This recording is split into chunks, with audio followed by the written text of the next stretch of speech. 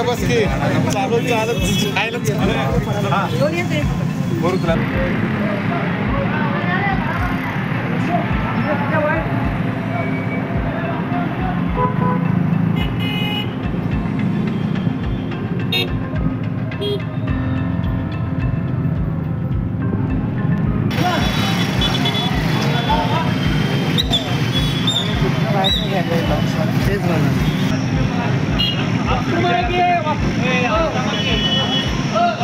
नाही की तुमच्या बाबतीत होणं एकतर्फी प्रेम हे वेदनादायी असतं, तरी असं किती काळ तुमचं काँग्रेसवर एकतर्फी प्रेम असणार आहे?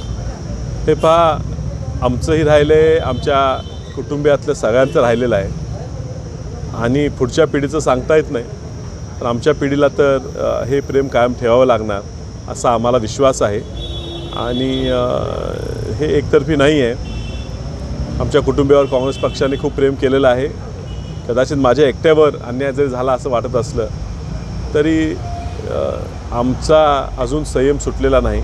आत्तापर्यंत आपण संयमाने वागलेलो आहे. हा संयम कार्यकर्त्यांनी सोडू नये, संयमानेच वागत राहावं एवढीच मी या ठिकाणी कार्यकर्त्यांना विनंती करतो. विशाल पाटील म्हटलं की एक आक्रमक नेता म्हणून तुमची छबी होती, मात्र इतका संयम असा कुठून तुम्हाला कसा आला? व्यक्तिमत्व आक्रमकता ही अशा गोष्टीत दाखवू नये असं माझं मत आहे. आक्रमकता ही भाजप विरोधी असली पाहिजे.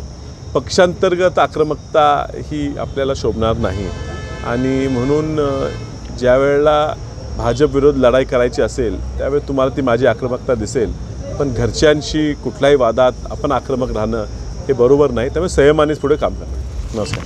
निश्चितच पुढच्या रणनीतीबद्दल आपल्या सगळ्यांशी चर्चा करूनच काय आहे तो निर्णय घेतला जाईल. तोपर्यंत आपण संयम पाळावा.